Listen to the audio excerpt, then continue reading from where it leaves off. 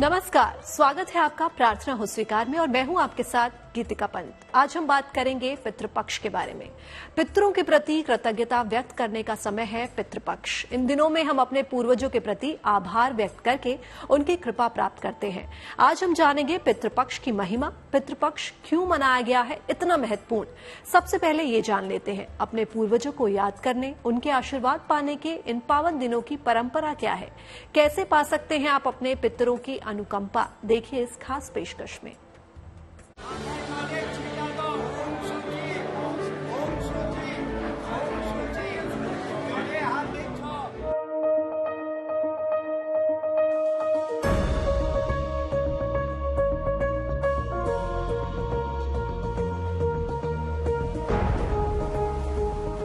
अगर जाने अनजाने हुआ हो पाप, पूर्वजों की कृपा से पाप मुक्त होंगे आप। पूर्वजों का कैसे करे तर्पण, कौन सा भोग करे अर्पण, श्रद्धा से करेंगे श्राद्ध, मिलेगा पूर्वजों का आशीर्वाद। पूर्वजों की तृप्ति से मिटेंगे दोष, दान पुण्य से मिट जाएगा पितृदोष।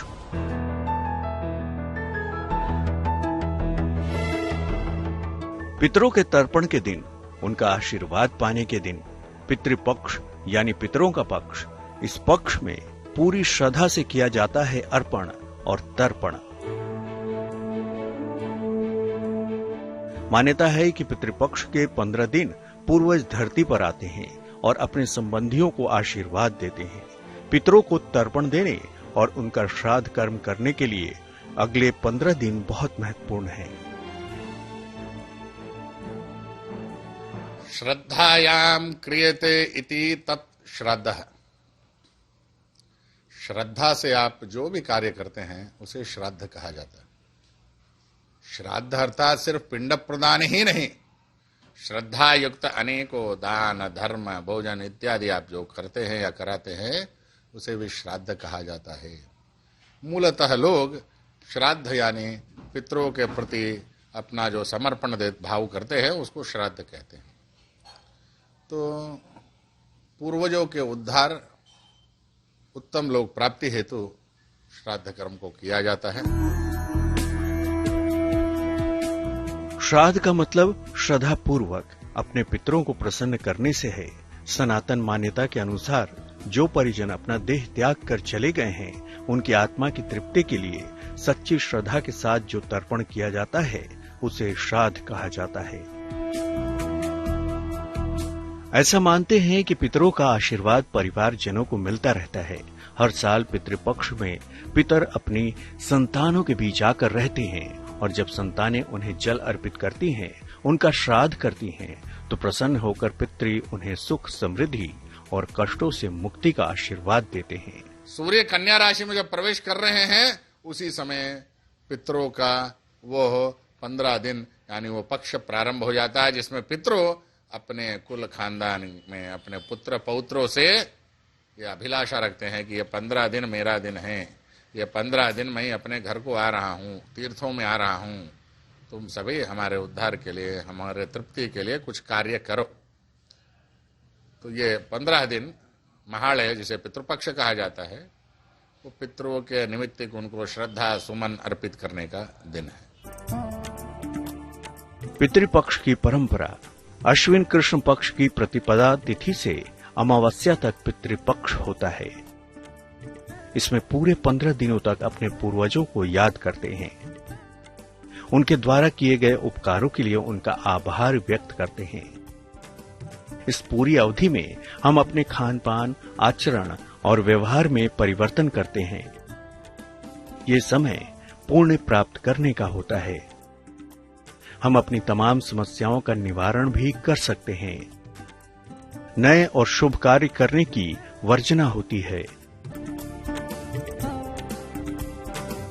इन 15 दिनों को शास्त्रों में बेहद खास बताया गया है। जीवन में शांति और समृद्धि के लिए पितरों का तर्पण करना बहुत जरूरी होता है।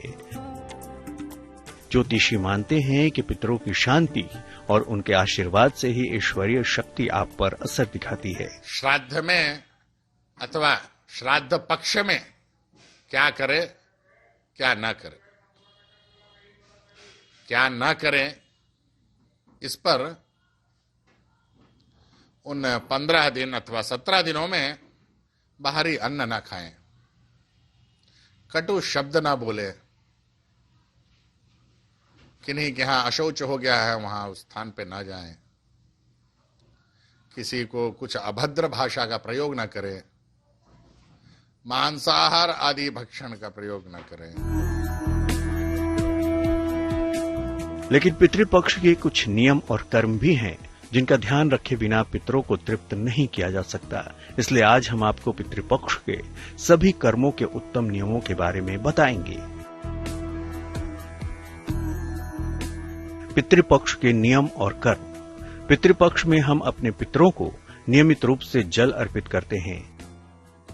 ये जल दक्षिण दिशा की ओर मुंह करके दोपहर के समय दिया जाता है। जल में काला तिल मिलाया जाता है और हाथ में कुश रखा जाता है। पितृपक्ष में जिस दिन पूर्वज के देहांत की तिथि होती है उस दिन अन्न और वस्त्र का दान किया जाता है और उसी तिथि को किसी निर्धन या ब्राह्मण को भोजन भी कराया जाता है। इसके बाद पितृपक्ष के कर्मों का समापन हो जाता है।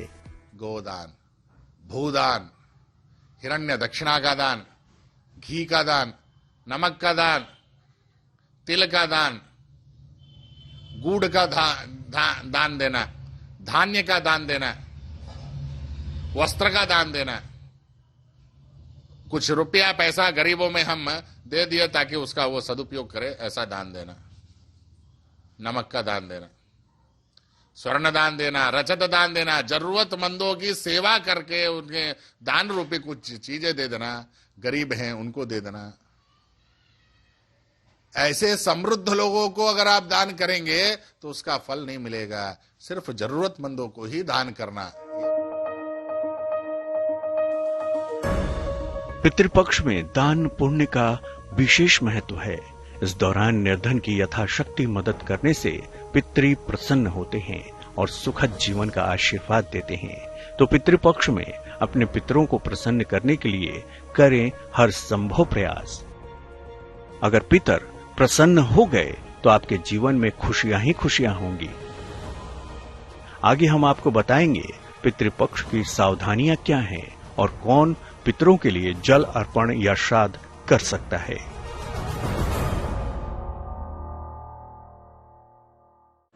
पितृपक्ष में पिंडदान, तर्पण और ब्राह्मण भोज से तृप्त होते हैं पितृगण। श्राद्ध और तर्पण से पितृ तो प्रसन्न होते ही हैं, इनकी कृपा से जीवन की तमाम परेशानियों का भी अंत हो जाता है। कहते हैं इन दिनों में दिया गया जल सीधे पितरों तक पहुंचता है। लेकिन पितृपक्ष में तर्पण और दान देने से पहले ये जानना भी बेहद जरूरी है कि इसके नियम क्या हैं।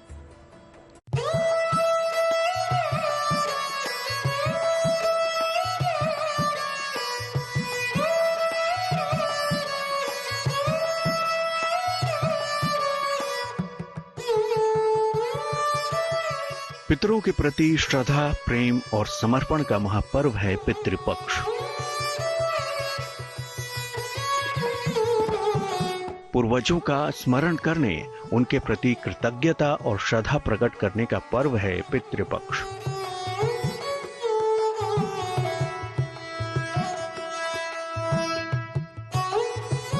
श्राद्ध का पितरों से अटूट संबंध है।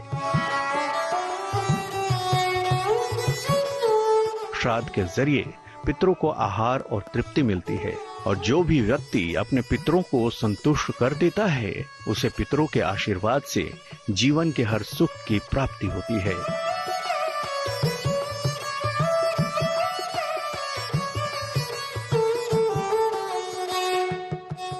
लेकिन पितृपक्ष में तर्पण और श्राद्ध करते समय कुछ सावधानियां भी जरूरी हैं।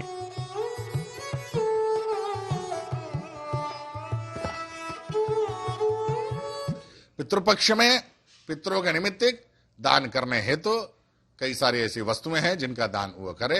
सबसे विशेषतः दानों में अन्नदान ही आता है, जो तीर्थ क्षेत्र में आकर के, पितृ क्षेत्र में आकर के आप इसे दान कर सकते हैं, या अपने अपने क्षेत्रों में भी देवस्थान, मंदिर इत्यादि स्थलों में जाकर के जरूरतमंदों में कुछ अनाज, अन्नदान बंटवा देना, भोजन बना के खिला देना, कौवे को, गऊ को, श्वान कुत्ते को, यम को, चींटियों को, ये पंचबली दान देना करके कहते हैं, पंचबली निकाल देना, इससे पितृ तृप्त हो जाते हैं। पितृपक्ष की अवधि में दोनों वेला स्नान करके पितरों को याद करना चाहिए। कुतप वेला यानी दोपहर में पितरों को तर्पण दें। इसी वेला में तर्पण का विशेष महत्व है। तर्पण में कुश और काले तिल का विशेष महत्व है। जो भी पितृपक्ष का पालन करता है उसे इस अवधि में केवल एक वेला सात्विक भोजन ग्रहण करना चाहिए। पितरों को हल्के सुगंध वाले सफेद पुष्प अर्पित करने चाहिए। तीखी सुगंध वाले फूल वर्जित हैं। दक्षिण दिशा की ओर मुख करके पितरों को तर्पण और पिंड दान करना चाहिए। पितृपक्ष में नियमित रूप से भगवत गीता का पाठ करें। कर्ज लेकर या दबाव में कभी भी श्राद्ध कर्म नहीं करना चाहिए। पितृपक्ष में दूध का प्रयोग कम से कम करें।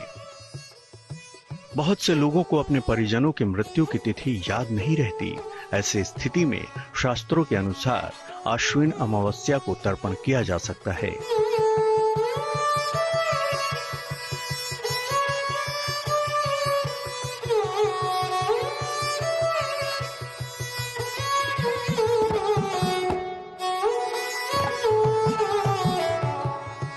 इसलिए इस अमावस्या को सर्व पितृ अमावस्या कहा जाता है। लेकिन पितरों को जल अर्पण करने और श्राद्ध करने का अधिकार परिवार के कौन से सदस्य को मिलता है, ये जानना भी जरूरी है।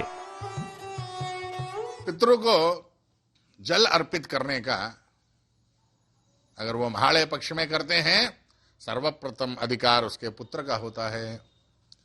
अगर उनका पुत्र नहीं है, पुत्री है, तो वह उसके दामाद का अधिकार होता है, जामाता करता है। दामाद नहीं है तो उन पितृ जो गुजर गए, उनका कोई भाई है जीवित अवस्था में, तो वो उनके निमित्त जल अर्पित यानी तर्पण दे सकता है।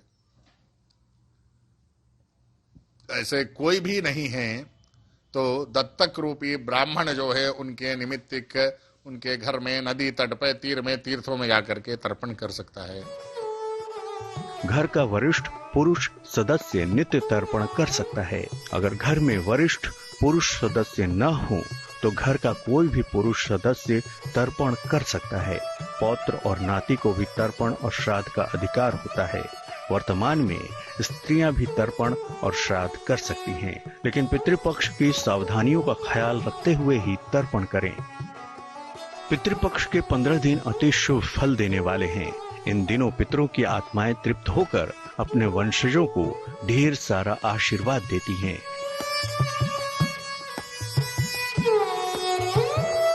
तो आप भी पितरों को प्रसन्न करने और इस महाफलदायी पितृपक्ष का लाभ उठाएं।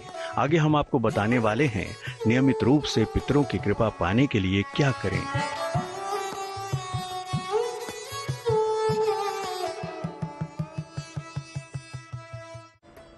श्राद्ध को मुक्ति का मार्ग माना गया है। पितरों के लिए श्राद्ध करने से उन्हें मोक्ष मिलता है। अब हम आपको बताने जा रहे हैं कुछ ऐसी खास बातें जो पितरों को प्रसन्न करने के लिए बेहद जरूरी है। कैसे कुछ उपाय करके आप अपने पितरों की कृपा पा सकते हैं, आइए जानते हैं। तीसरी पीढ़ी अध्य अमुक गोत्राणाम अस्मद भृत प्रमातामह शपथनी का नाम अक्षय तृप्ति वैकुंठ लोक प्राप्ति ब्रह्म कपाल क्षेत्रे सपिंडः तस्मेश्वरः। श्राद्ध के जरिए पितरों को आहार और तृप्ति मिलती है और जो भी व्यक्ति अपने पितरों को संतुष्ट कर देता है उसे पितरों के आशीर्वाद से जीवन के हर सुख की प्राप्ति होती है। उन माता पिता जब गुजर जाते हैं तो उनके एक ही इच्छा रहता है, क्या? पिंडम इक्षन्ति पितरः। पितृ लोग पिंड की ही कामना करते हैं कि मुझे सिर्फ पिंड अर्पण कर दो, मैं संतुष्ट हो जाऊंगा। तो उनके बच्चे को भी ये चाहिए, प्रति अमावस्या आने पर उनके लिए तिल तर्पण करें। प्रति वर्ष पितरों की जिस दिन तिथि आती है, तिथि अर्थात हिंदी तिथियां, अंग्रेजी तिथि में आप लाख दान धर्म भोजन करा दे, पितरों को नहीं मिलता है। मिलेगा जिस दिन उनकी तिथि आएगी, गुजरने वाली तिथि, उसी दिन उनके निमित्त कुछ दान धर्म इत्यादि आप कर लेंगे, पिंडदान करेंगे, तर्पण करेंगे, तो पितृ लोग सदगति होते रहेंगे, आपको भी आशीर्वाद देते रहेंगे। पितरों की आत्मा की शांति के लिए शास्त्रों में श्राद्ध का बहुत महत्व माना गया है। ऐसी मान्यता है कि जो लोग पितृपक्ष में पूर्वजों का तर्पण नहीं करते, उन्हें पितृदोष लगता है। श्राद्ध के बाद ही पितृदोष से मुक्ति मिलती है। तो अब जानिए वो विशेष उपाय जो पितृपक्ष के दौरान आपको पितरों की कृपा दिलवा सकते हैं। दोपहर में जल में काले तिल मिलाकर पितरों को जल अर्पित करें। सात्विक भोजन ग्रहण करें। किसी निर्धन को रोज भोजन कराएं। रोज सामर्थ्य अनुसार श्रीमद् भगवत गीता का पाठ करें। अमावस्या के दिन दान जरूर करें। तर्पण और श्राद्ध से तृप्त होकर पूर्वज अपार सुख और संपन्नता का आशीर्वाद देते हैं। शास्त्रों में पितृपक्ष की अद्भुत महिमा बताई गई है। साथ ही पुराणों में भी इसका जिक्र है। इसलिए श्राद्ध करना जहां बेहद अहम और आवश्यक कर्म है, वहीं इस दौरान बरती जाने वाली सावधानियां भी बेहद जरूरी हो जाती हैं। पितृपक्ष में किए गए ये उपाय बड़े ही कारगर साबित होते हैं। Bureau report, good news today. प्रार्थना हो स्वीकार में फिलहाल के लिए बस इतना ही। बाकी देश और दुनिया की तमाम पॉजिटिव न्यूज के लिए आप बने रहिए गुड न्यूज टुडे पर।